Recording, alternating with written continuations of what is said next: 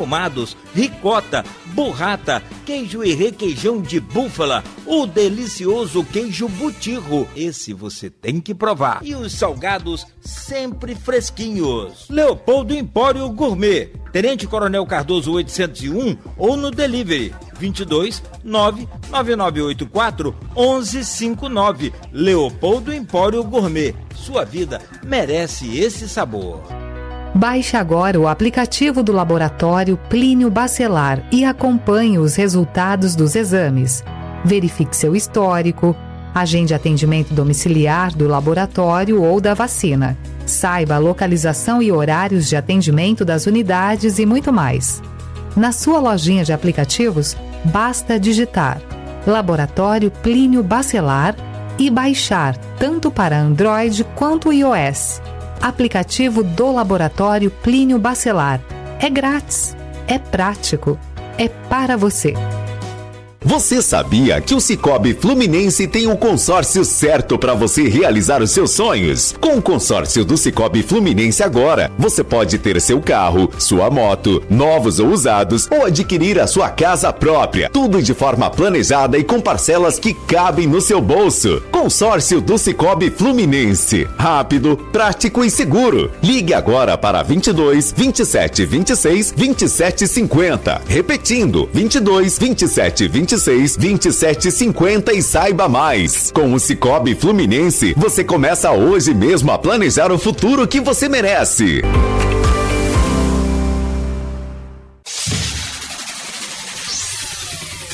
Começa agora o Folha no Ar, primeira edição.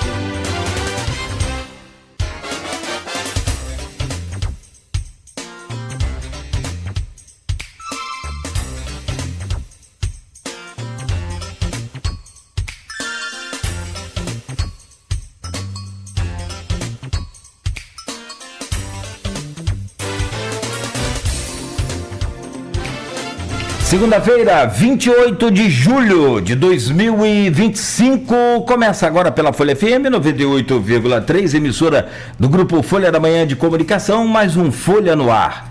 Estamos ao vivo também no Face, no YouTube, no Instagram, você pode conferir este programa, daqui a pouco vai estar editado para podcast, em todas as plataformas aí, tocadoras de podcast. Logo mais tem reprise também na Plena TV, e em todos os aplicativos de rádio, pela Alexa também, é só dar o comando Alexa ouvir Folha FM, aonde você estiver, em 98,3 no seu rádio, também, claro. São 7h06, muito bom dia, uma ótima semana a todos, sejam todos bem-vindos, eu sou o Cláudio Nogueira, e a gente começa esta edição de hoje do Folha no Ar, trazendo aqui as principais informações. A gente começa com a previsão do tempo. Eu confesso que na semana passada a gente acompanha a previsão do tempo pelo Instituto Nacional de Meteorologia e havia assim a previsão de chuva para sexta e chuva para sábado, mas não havia previsão de temporal com raios, com vento e com tanta chuva quanto na sexta-feira para aqui, para a região, e muito menos também, não tinha visto também para o estado como estava, né? Mas deu um temporal sexta-feira à noite que foi, né, uma doideira. No Rio também, muito, a Dutra ficou cheia, vários carros, né, foram inundados aí de água, um negócio complicado. Agora, para hoje, e no sábado, um solzão que parecia que nada tinha acontecido. Bom, e para hoje, não há previsão de chuva, pelo contrário, hoje estamos no inverno brasileiro, mas a temperatura máxima chegará a 30 graus. A mínima é de 18. Agora aqui no centro da cidade faz 19 graus, tem aquela rajada de vento forte aqui na nossa região, agora pela manhã chegando aí a 24 quilômetros por hora. São 7h07. No programa de hoje temos uma pauta muito rica, muito valorosa e uma pauta extremamente cara, acho que para toda a nossa população, para o Brasil. A dívida do país, né, com os negros ela é muito grande, com a população preta ela é muito grande. Campos não é diferente. Campos tem uma dívida enorme com essa população. E a gente vai conversar hoje sobre uma parte também que ao longo dos anos veio acontecendo, assim como tantas outras dificuldades impostas à população negra. A literatura também não é diferente, sofre muito. E a gente tem hoje aqui 2 convidados muito bacanas para a gente conversar sobre esse silenciamento, sobre esse apagamento ou desvalorização da literatura negra. Juni Lessa Freire é consultora em educação, EAD, formação de professores com mestrado em educação, entre outras coisas, né? Porque se for falar o currículo todo, vamos precisar de 2 programas, um para o currículo, outro para entrevista. E o Marcelo dos Santos, mestre em literatura brasileira e doutor em literatura comparada, entre outras coisas também. Doutor Marcelo e a Juni, posso chamar de professora, Juni? Acho que é maior de todas as profissões, na minha humilde opinião. E assim, vamos poder conversar nesta manhã sobre um evento que vai acontecer no IFE, que é o seminário Raízes da Literatura Negra no Brasil. E assim, inclusive está na Folha 2 hoje, capa aqui do jornal Folha 2, destaque aqui para você acompanhar agora aí, ó, para quem está vendo as imagens do programa, esse seminário é destaque aqui na Folha 2, o evento Encontro Marcado, Raízes da Literatura Negra Brasileira, acontece nesta segunda-feira no IFE. Aqui está até falando sobre domingo, mas na verdade houve uma troca de datas aqui, e o evento é agora de 9 da manhã, 10 da manhã, né? A partir de 10 horas, e aí, né, até uma e pouco. E nós vamos falar sobre esse evento, e dentre esses escritores dessa literatura negra, tem muitos, mas aqui destacado a Maria Firmina dos Reis, com a obra Escrava, e também o Machado de Assis, um dos mais importantes escritores, né, com a sua obra Esaú e Jacó, também em debate hoje nesse evento. A gente fala então dessa literatura negra e o poder da palavra e a reconstrução da memória. Também no segundo bloco, aí a gente entra mais detalhado nessa questão do seminário, que é a educação, território e identidade, que é uma espécie de um mapa para essas novas gerações, para eles saberem física e geograficamente da onde eles vieram e para onde, né, eles vão. E lá no final, o legado desse evento, que na verdade nós vamos saber aqui em mais detalhes, a estrutura não é só um simples seminário, é uma espécie de uma turnê com esse seminário que eles estão fazendo, posso falar assim talvez, né, em 5 cidades pelo menos, e tem uma estrutura muito legal, inclusive com link nas redes sociais para quem quiser acompanhar ao vivo, não puder ir, para quem quiser assistir depois, enfim, e vira também um material de estudo, evidentemente, para quem quiser pesquisar, mas para essa garotada toda aí. Bom, gente, rapidamente, vamos trazer só as manchetes aqui do jornal e do portal e a gente já começa. E a June, ainda além disso tudo, é uma santa. Que tolerar. Não ia deixar passar, né, Orlando? Orlando Tomé, um dos grandes escritores que eu conheço, grande jornalista, grande fera da comunicação também. Hoje ele é articulista do jornal Correio Brasiliense, entre outras funções, entre outras atividades, e nos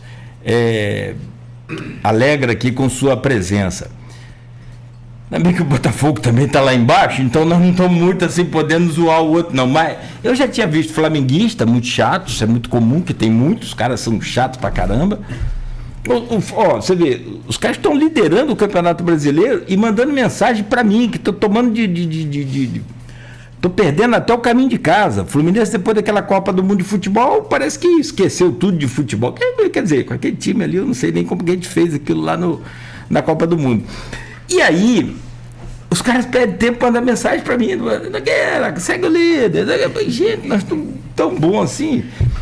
Já tinha visto vascaíno chato, que também, mas botafoguense chato, cara, era um negócio mais complicado, mas os caras são muito bons. A história do Botafogo é riquíssima, é linda, e tá onde merece estar, agora de volta aí ao cenário, né, do futebol brasileiro e mundial também, com, né, destaque para Libertadores e para o Campeonato Brasileiro, que merecidamente ganhou no último ano e merecia ganhar o anterior, talvez mais até do que o último, mas assim, sendo justo, pelo menos os dois, mas está muito bom. Orlando, bem-vindo também, obrigado sempre pelo seu carinho, sua presença aqui com a gente. 7h14, no oferecimento de Proteus, serviços de saúde e medicina ocupacional, qualidade certificada ISO 9001-2015, Unimed Campos, cuidar de você. Esse é o plano.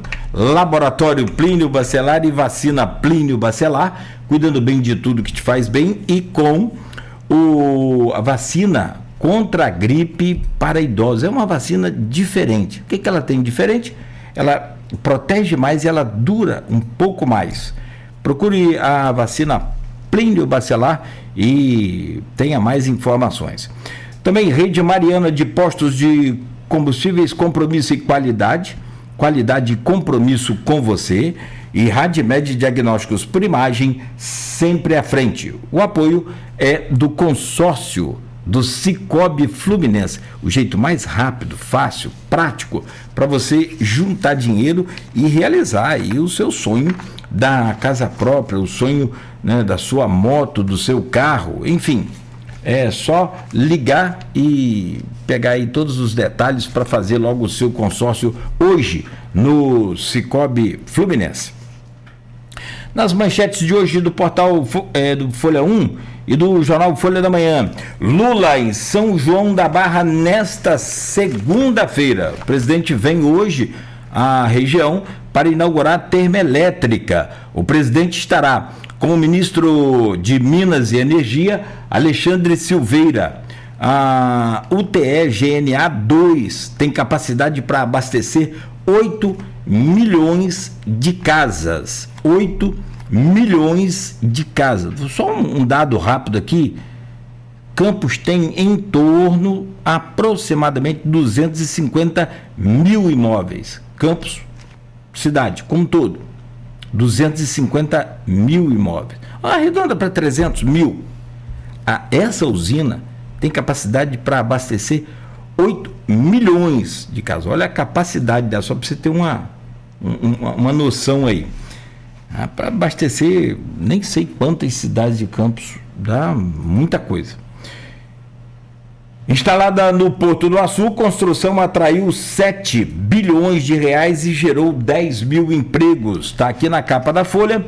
Produtores denunciam esgoto no Cacomanga, poluição em canal. São Francisco do Itabapuana é a mais nova cidade a ingressar na OMPetro. Tá a prefeita Yara Cíntia assinando aqui o documento, junto com o Marcelo e também com o prefeito Vladimir. Em destaque aqui nós já falamos, IFE Centro, literatura negra será abordada em seminário. Está na Folha 2 esse destaque. Está na capa e é também assunto aqui no Folha no Ar agora, né, com os nossos dois convidados, que eu já falei, a Juni e o Marcelo. E sentido de bitioca ali deu ruim? Não. Tá, e nós vamos falar sobre esse assunto aí agora, que o Beto está me mostrando aqui, tem algum acidente, algum incêndio num carro, um automóvel, Beto? Isso. Ali na altura de Bitioca, então sentido Rio, trânsito parado ali, neste momento agora, na pista da BR-101, sentido Rio de Janeiro, um carro está pegando fogo lá. Isso agora, tá? São 7h18. Agricultura familiar tem reforço com Plano Safra. Esquema de extorsão é alvo de ação da polícia. Em Campos, Festival de Inverno do Sesc com vários shows. Ainda na capa da Folha, pesquisa IPESP, maioria desaprova Lula, mas 50% o apoiam contra Trump. Jurista diz que medidas contra Jair são absurdas. Está na página 2 do jornal Folha da Manhã. Flamengo homenageou Pérez Ribeiro no domingo. A missa de 7º dia é no próximo sábado, né?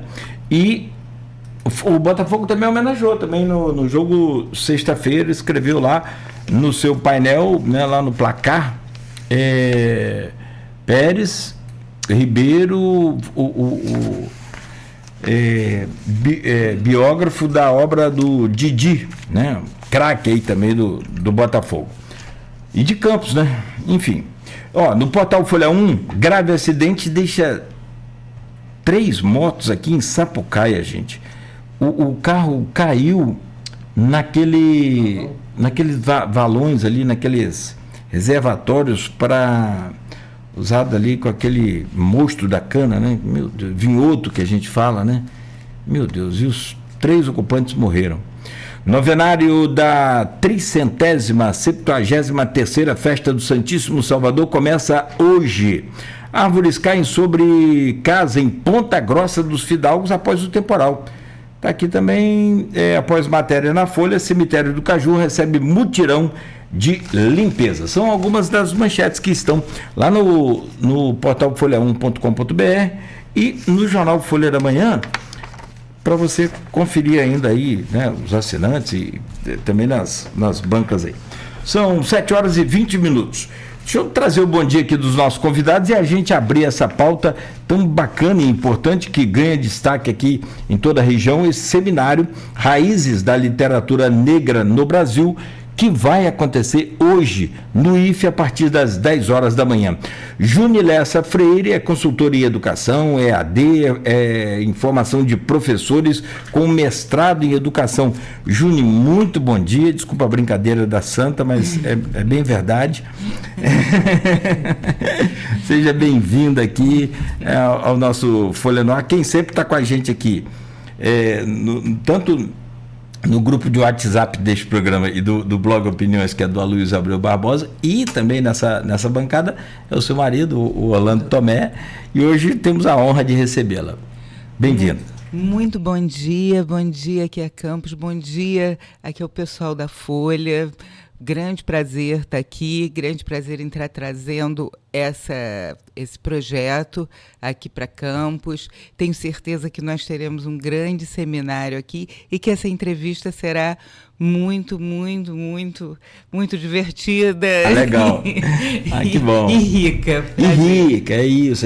Para a gente entender toda essa história, porque a literatura, ela é uma fonte de recursos, assim, infinito. Se você for classificar qual o poder da literatura, eu acho que você vai ficar aqui o dia inteiro falando e não vai conseguir, né? Porque ainda mais a literatura negra, especificamente falando, que é essa pauta urgente que vocês trazem para cá e nós vamos entender, mas assim, a literatura como ferramenta de resistência, sei lá, como ancestralidade, você traz essa certeza de que as coisas de fato, né, são registradas ali e também o resgate dessa história, que eu acho muito bacana a gente poder conversar aqui hoje. E essa ferramenta vai ser muito bem explorada aqui hoje com vocês. Marcelo dos Santos é mestre em literatura brasileira. Você quis especializar logo nessa riqueza da literatura brasileira, e doutor em literatura comparada. Marcelo, bom dia, bem-vindo, obrigado pela sua presença aqui também. Prazer imenso poder receber vocês aqui. A gente se sente privilegiado porque é uma antecipação de um pouco, claro, né? Nem tanta coisa assim, mas de um pouco do que vai acontecer lá hoje no IF Campus. Bom dia, bem-vindo. Bom dia, quero saudar quem nos ouve, a Campus, e agradecer a oportunidade, né, de falar de um tema tão importante, tão contemporâneo nosso, né? E acho que espero que seja uma boa conversa. Será, com certeza, uma conversa divertida, mas também com bastante informação, né, para a gente ter um amplo painel desse assunto tão relevante hoje em dia. Vamos falar sobre o evento em si.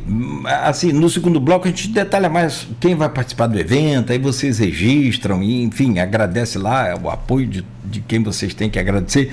Mas o que me encantou aqui foi, logo né, que essa pauta chegou pelo Rodrigo Gonçalves, que foi colega da gente aqui, a assessora de vocês, a Mariana Moura, mandou para ele, Cláudio, olha aí que pauta legal. E eu falei, na hora, opa, e vocês já tinham, porque o Orlando, amigo da gente aqui direto, já tinha mandado para Luiz, no final deu tudo certo.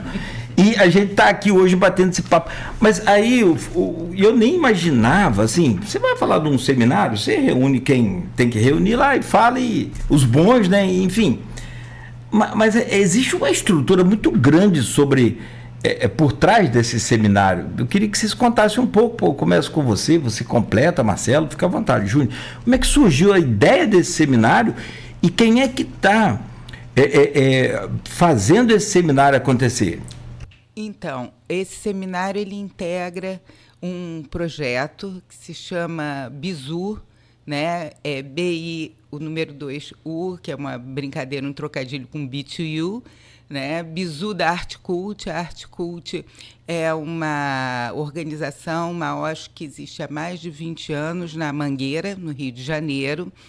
E esse projeto ele tem dois elementos, né? Produção de videotrailers de obras literárias, não são vídeos curtos de 1 minuto, a intenção não é resumir a obra, a intenção é um trailer, tal qual um trailer de um filme, né? Que é para atiçar exatamente a curiosidade. Então, esse projeto Artcult foi apresentado para o deputado Bandeira de Mello, que, através de uma emenda parlamentar fomentado pelo Ministério da Cultura, que está integrando todo esse projeto. E lá no Ministério da Cultura, né, a partir desse projeto das obras, né, são 10 obras que estão sendo feitos, esses videotrailers. A partir dessas obras, nós também resolvemos produzir esses 5 seminários. Esses seminários já aconteceu o primeiro em Volta Redonda, né? O segundo está sendo aqui em Campos, o próximo será em Cabo Frio, depois será em Itaguaí e finalizando no Rio de Janeiro. Os locais onde acontecem esses seminários, esses 5 seminários, foram escolhidos exatamente por serem locais próximos a comunidades quilombolas, que, inclusive, aqui depois a gente fala no segundo bloco, né, sobre essa participação. Então, aqui a gente está...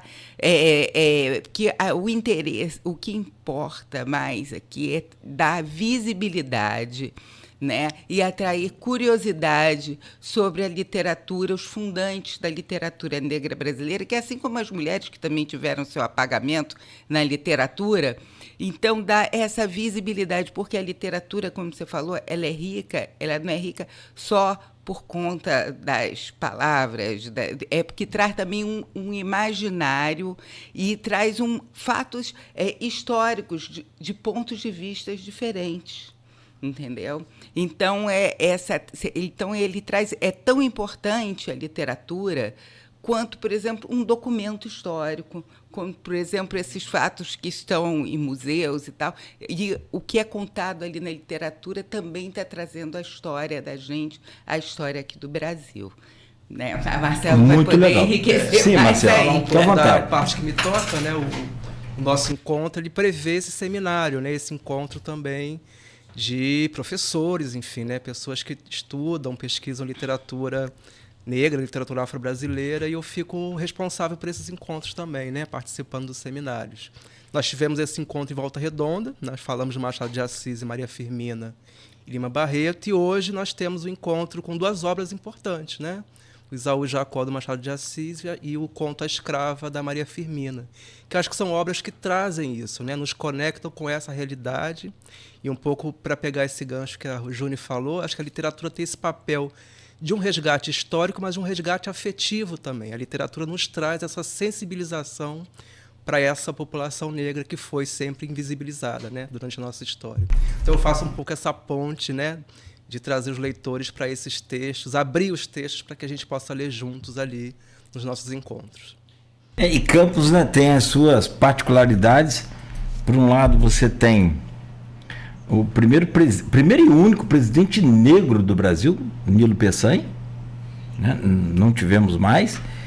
E, por outro lado, a gente tem esse relacionamento muito ruim com a população preta. Nós fomos uma das últimas cidades a abolir a escravidão, né? A romper com essa escravatura. E aí, tem um pessoal espírita que conversa comigo, já contei isso aqui. Rapaz, o Campos tem umas dificuldades aí, tem uns karmas que estão agarrando aí e não deixa a cidade avançar, tem muita coisa para ser paga aí. Enfim, também isso é bem... E daí as comunidades quilombolas também em profusão, né, em números bem elevados. Agora, falando sobre esse contexto todo, você vê, a gente tem um apagamento das mulheres. Aqui, o nosso brasão da bandeira, aqui até as mulheres pelos seus direitos lutam.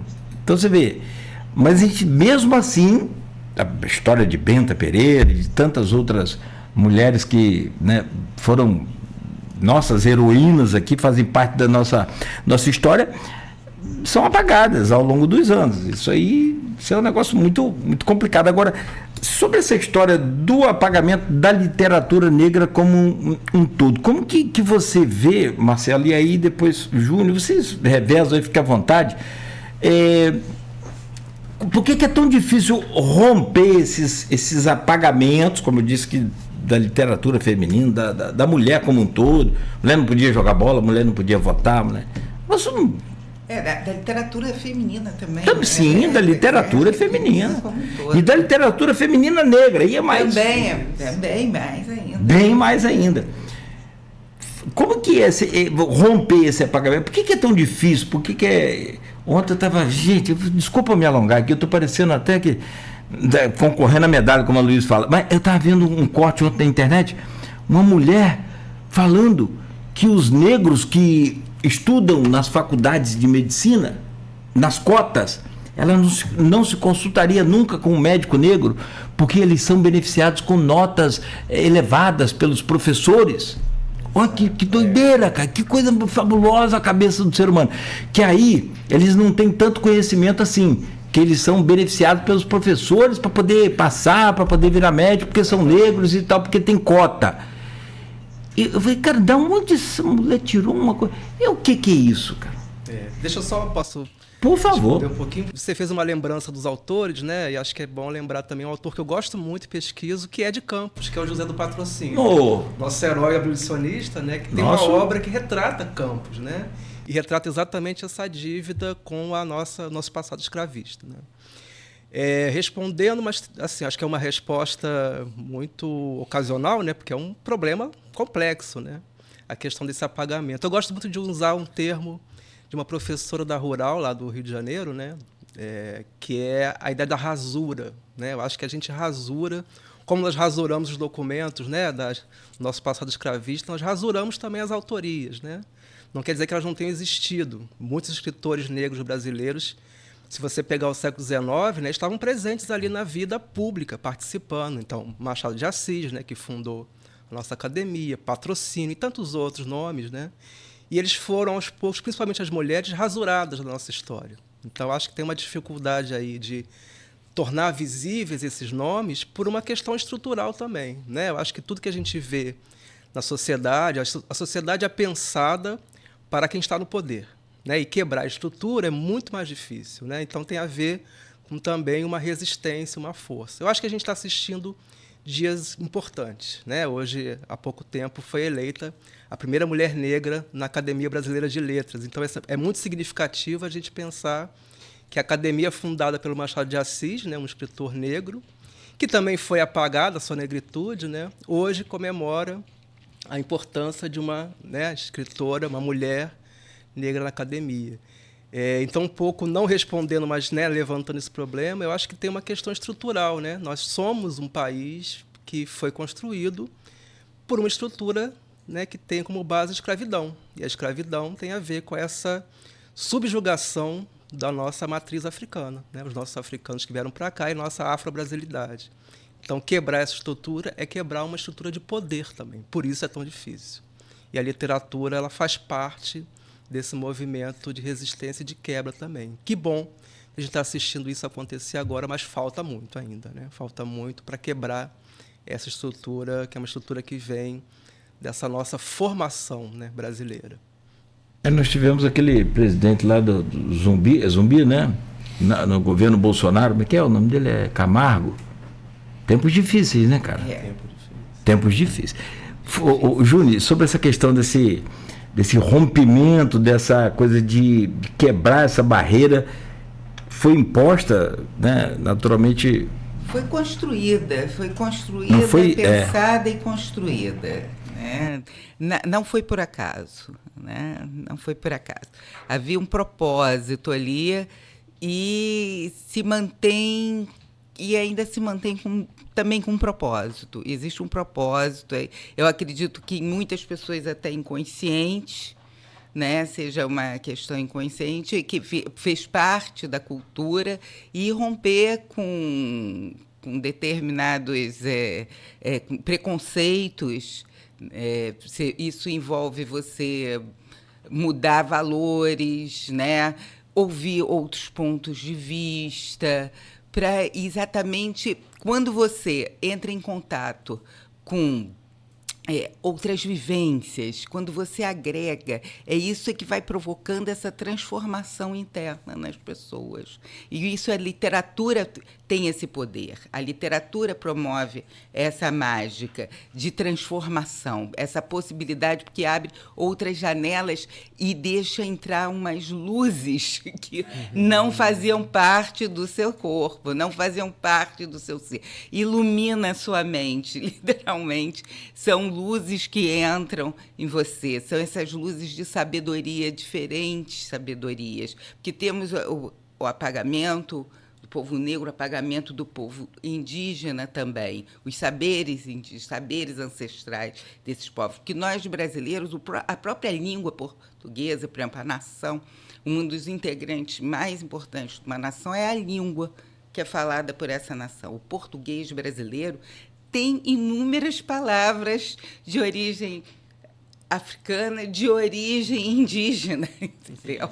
Então, nós, né, o nosso português é muito diferente do português falado em Portugal, e exatamente por conta dessas contribuições. Então, a nossa nação, se a nossa língua tem essas palavras todas, isso já implica que a nossa nação ela é diferente. Nós temos o ser brasileiro é diferente. E nós, por quê?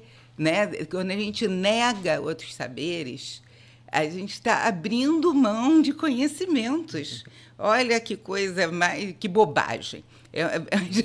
Que coisa... Que crime que cometemos contra nós mesmos, né? A gente abrir mão disso. E você, como você valoriza o que você conhece, né? Se você não conhecer, você não é capaz de valorizar uma coisa que você desconhece. Então, é importante trazer a público para que todos conheçam essa riqueza. E é isso que a gente está, né, esse movimento tentando fazer aqui com esse projeto.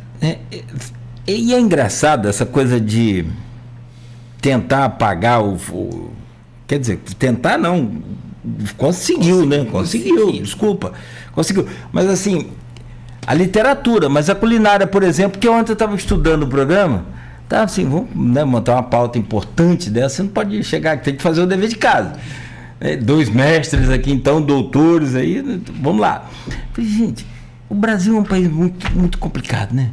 Tá certo que sempre foi, agora só a internet deu os algoritmos, lá o Orlando vai saber disso. Tá vendo aquele diretor lá daquele Instituto de Pesquisa, Equaest, estava explicando isso. Como que os algoritmos pegam assim e entregam a você tudo que você mais quer ouvir. E aí você acredita naquilo que você está vendo de forma absurda. Mas assim, nós não apagamos a culinária negra, né? A africana, né? Por causa de quê? O que não apagou? Vamos comer só uns troços de... as coisas gostosas, produzir... Você consegue entender o que eu estou falando? Ou seja, o que é bom, conveniente para a gente, beleza, ficou. O que não é, incomoda, vamos apagar. É isso? Eu acho que tem uma questão que a literatura traz, né, que tem a ver muito com essa ideia, né? O que é o apagamento? É um apagamento que tem a ver com o poder, né? Então, para determinados setores, o que a gente chama de cultura subalternizada, a cultura negra serve, né? A culinária, enfim, a dança, né? A gente também fala, olha, nunca esquecemos o nosso passado, né, africano, porque a dança traz, né, o ritmo, a música. Mas, por exemplo, a intelectualidade, que sempre esteve ligada ao poder.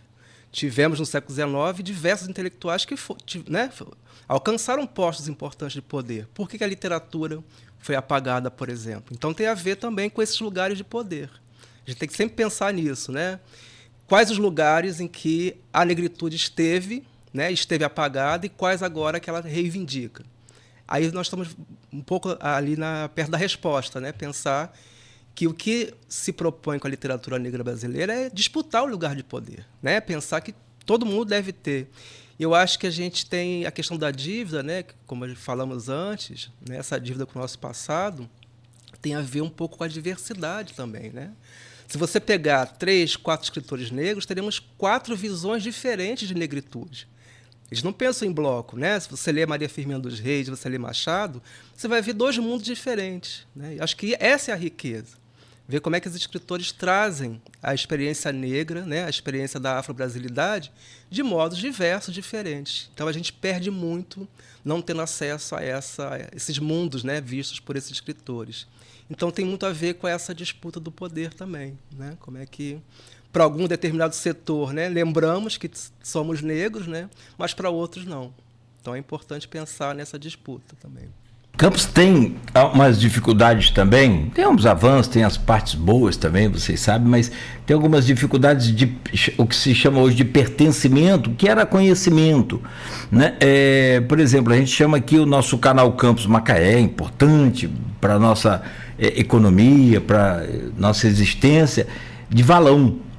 Aqui a Avenida Beira Valão, não é valão, é um canal que ajudou a construir a história e a existência desse município. Ontem eu estava vendo alguma coisa, Dom Pedro II teve aqui na construção um canal fabuloso. Nós temos em Campos 1.470 quilômetros de canais artificiais, é uma das obras que você consegue ver da Lua, negócio assim, fabuloso, impressionante.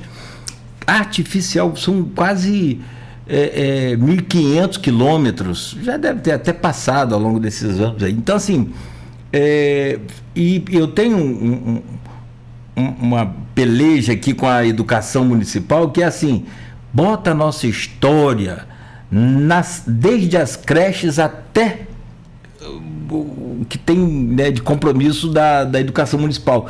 Desde as creches com o quê? Com imagens. E nós temos dificuldade em reconhecer os nossos patrimônios, tanto públicos, históricos, religiosos, que são muito, muito, muito fantásticos. A nossa história é muito rica de Campos. a gente tem muita dificuldade. Os prédios vivem caindo aí, a maior dificuldade para conseguir recuperar. E eu vou justamente tocar nessa não sei se é insistência minha, mas nessa tecla. Júnior, o Brasil peca, por exemplo, em não colocar nos bancos escolares a literatura negra? Com certeza. Peca, perde oportunidade de aprender, de conhecer e de se conhecer. Né? Que a gente se conhece, a gente quando lê, né, autores brasileiros, autoras brasileiras, né, de diferentes regiões do Brasil, de diferentes atividades no Brasil, você está perdendo. Você está perdendo a oportunidade de se conhecer, de conhecer como se você não conhecesse partes do seu corpo.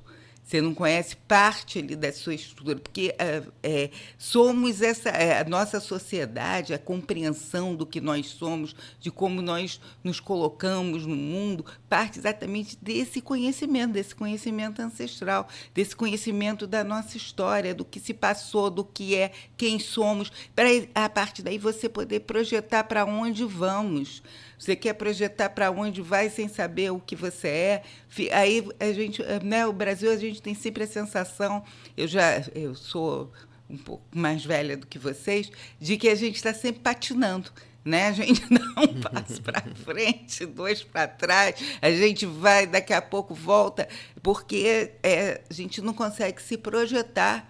Né? O que a gente quer ser? O que a gente quer fazer? Que campos, né, você quer construir? Rio de Janeiro, Brasil, você quer construir? Então, e para isso você tem que conhecer quais são os seus recursos, quais são as suas possibilidades, quantos conhecimentos a gente está desperdiçando quando a gente não traz para dentro da escola esses conhecimentos. Quantos conhecimentos? E que estão aí, estão por aí, né? E você limitar, você não pode limitar conhecimento, a gente não pode limitar, porque na natureza, você não tem plaquinha na natureza, que é física, que é química, não, é tudo, o conhecimento está em toda parte.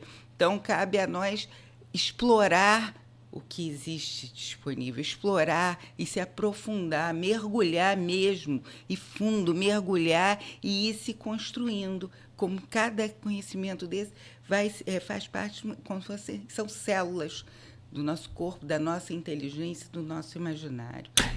Antes de você responder, Marcelo, eu tentei lembrar aqui dos meus estudos, rede pública estadual, não tinha literatura, quase não tinha literatura, na verdade. Né? Tinham outros caminhos, mas literatura muito pouca. E aí traz essa dificuldade que o brasileiro como um todo tem de ler, não sei se eu posso falar preguiça, eu não sei se é preguiça, o que é de o brasileiro conseguir identificar qual esse gene aí de não ler, essas dificuldades que o brasileiro tem de ler como um todo, e aí vem o apagamento da literatura negra. Mas você acha que lá, essa mesma pergunta para você, Marcelo, nos bancos escolares é que está o problema? Pois é, sim, acho que sim, acho que ali está o problema. Eu acho que um pouco tomando aqui parte do que a Juni falou, né? Eu acho que também a literatura tem um papel fundamental, né? Que é nos conectar com esse passado, mas nos conectar com essa visão de passado que o escritor traz. É o escritor que nos conduz, né, a passear nas ruas, sentir o sabor, sentir os cheiros, né? Que isso, claro que a gente estuda através da história, né? Mas a literatura tem um papel muito específico dela, né? Que é nos dar esse imaginário, esse simbólico dos tempos passados, né? Então, é uma perda não só do ponto de vista histórico, mas do nosso ponto de vista estético, né? Experimentar essas sensações, essas vivências, essas experiências dos tempos anteriores, principalmente desse nosso Brasil que tem uma matriz africana importantíssima, formadora, né? É como se a gente perdesse um pedaço do nosso corpo, né? Uma terceira parte, né? Nós temos as matrizes principais, né, a portuguesa, a indígena e a africana, perdemos 1/3 do Brasil, do quem nós somos, né? Então, é importante isso. É bom lembrar, né, que tem a ver com essa discussão da escola, que a construção do Machado como um autor negro é recente, né? Há muito tempo eu estudei, né? Eu sou um pouquinho intermediário da idade da Juni de vocês, né? mas quando eu estudei Machado, pouco se falava dessa autoria negra no próprio Machado. Então, para você, né, a gente perceber, os ouvintes perceberem, como uma produção também da branquitude, né? Você lê autores que eram negros, mas que você lê como brancos. Isso tem tudo a ver, né, com nossa leitura na escola, né, com o nosso aprendizado e com essa identificação de agora pensar um aluno, né, educação básica, ler Machado, pensando que ele é um autor negro e não um autor branco. Faz toda a diferença, né? Como é que ele vai ver essa literatura. Eu acho que tem essa ligação, né? É fundamental, né, esse aprendizado da literatura. Acho que eu sou um defensor disso, né? O tempo todo a literatura nos ensina, mas ela nos ensina além da história, além da geografia, né, além da sociologia. Ela ensina um outro saber sobre esses mundos passados, né, que são os nossos mundos até hoje. Bom, só para fechar esse bloco, vamos entrar no seminário daqui a pouco, falar mais sobre o seminário. Eu quero falar um pouco sobre essas raízes e essa experiência e a vivência da comunidade quilombola, de que forma ela pode ajudar nesse processo também, né? Porque tem o afastamento dos herdeiros dessa comunidade. Claro, né, as coisas vão mudando, como que de 10 anos para cá o mundo mudou, de 5 anos para cá o mundo mudou. Então, você vê, eu estava fazendo uma pauta aqui semana passada, Orlando está aqui, hoje a direção do programa é de Orlando Tomé, o negócio está chique hoje. A Luísa que vai ter que desembolsar uma grana violenta lá.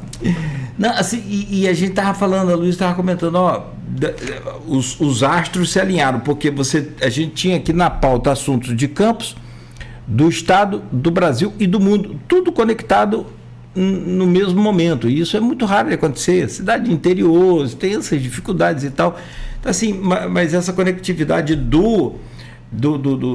das raízes do quilombo, eu quero que vocês comentem daqui a pouco também. Mas tem uma outra questão, eu queria lembrar, a gente precisa rever algumas coisas. Eu até falei com a secretária presidente da Fundação Cultural, como se fosse uma secretária de cultura nossa aqui, recentemente comentei com ela, comentei com a secretária de turismo também, porque a gente tem o nosso mausoléu ali, a gente tem nosso guardado ali dos restos mortais de importantes figuras como José do Patrocínio. E está numa reforma bem demorada, que é ali ao lado do Palácio da Cultura. Se você fizer a pesquisa, o pessoal nem sabe o que é, que a pessoa quer caixa d'água. E é uma estrutura muito legal, mas que precisa ser revitalizada, iluminada. Deu a ideia lá de fazer tipo Cristo, vai iluminando cada dia de uma cor para chamar a atenção da comunidade, para que a gente entenda o que é e quem foram aqueles nomes e heróis importantes para a nossa história, que tem ali os seus restos mortais. Mas a gente chega lá ainda. O que eu queria perguntar agora, assim, de que forma vocês podem explicar a resistência da literatura nesse processo? Tipo assim, categoricamente, Cláudio, a literatura resistiu. A que conseguiu resistir a esse tempo todo? Começo com você, Marcelo. Eu acho que foi também muita luta, né? Nós temos aí uma conquista, pensando na literatura negra hoje em dia, né? Nós temos a conquista das leis, por exemplo, né? Que foram frutos dos movimentos negros. Então, isso é uma resistência, né? A Lei 10.639 e depois, né, a lei mais recente, que inclui a história e cultura africana, mas também indígena, né? 11.645, é fruto de luta, não é fruto de nada, né? É fruto de uma resistência dos movimentos negros, né? De toda a questão indígena dos nossos povos originários. Então, nada foi feito por acaso, né? Nada foi feito de bom grado, mas foi feito com muita resistência, muita luta. Isso espelha a própria possibilidade de abrir o campo, né? Quando você tem uma lei, você precisa, de fato, que essa lei aconteça, né? Então, que a literatura esteja presente, né, nas escolas. Você tem editoras publicando autores negros, isso é resistência, né? Mas é sempre bom pensar, por exemplo, nossos marcos históricos, né? A nossa abolição, ela não foi fruto somente das elites, do poder, mas ela foi fruto também de muita resistência. Assim como a literatura negra, né? Ela está aí presente porque ela não foi dada, ela foi conquistada, né? Então, ela já é por si só, né? O espaço da literatura negra brasileira hoje é por si só um espaço conquistado por essa resistência. Como que você vê essa resistência da literatura negra ou o uso da literatura como resistência? Olha, eu costumo dizer que o poder da pena é impressionante. O poder da pena, ela, por mais, você vê que é frequente, assim, acham textos não à toa, né? Muitas vezes determinados regimes, as primeiras coisas que eles fazem é queimar os livros. Né? Retirar os livros das escolas, queimar os livros, porque é o medo que tem da força da palavra. E não é só a palavra escrita, que você tem também a literatura, a história oral, que também é contada, que também deve ser registrada. Por exemplo, existe dentro dos estudos de história a história oral, né? Você ter registros históricos, é a história oral, a história do cidadão, porque quem faz a história não são somente os fatos históricos, são as pessoas no dia a dia, e cada pessoa tem ali muita história para contar. Né? As pessoas, você sente-se ao lado de uma pessoa de 80 anos, 90 anos. Você vê quanta história essa pessoa tem para contar, né? Que se passou, as pessoas viveram todo o século XX, imagina só. As pessoas viveram todo... E o século XX foi um século houve muitas guerras, muitos avanços tecnológicos na medicina, né? Então, ou seja, foi rádio no século XX. Tem a dúvida. Cinema, televisão, muita mudança, computadores, aviões, helicópteros e vários utensílios domésticos, máquina de lavar, ferro de passar roupa, que permitiu exatamente essa mudança, essa uma espécie de libertação da mulher ali, do trabalho doméstico, que ficava tudo nas costas dela, e fica até hoje, né?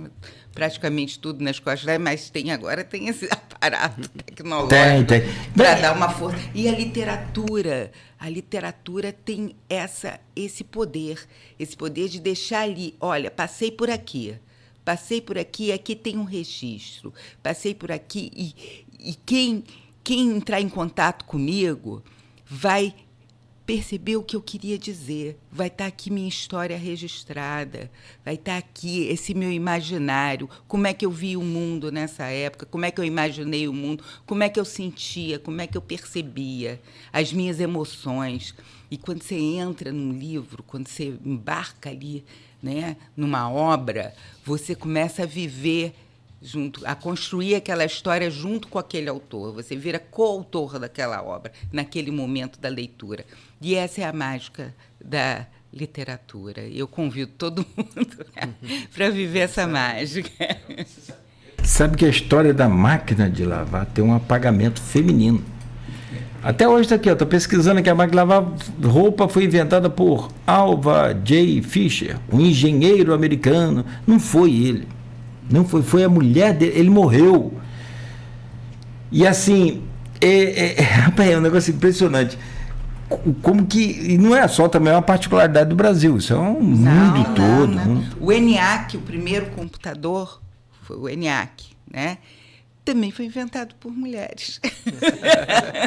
Não, e assim, eu gosto muito de tecnologia, eu sou apaixonado por tecnologia, mas tem fogão a lenha lá em casa. Então eu sou um privilegiado. Aliás, nossa geração, quem conseguiu se adaptar bem a esse mundo digital, acho que entende bem isso.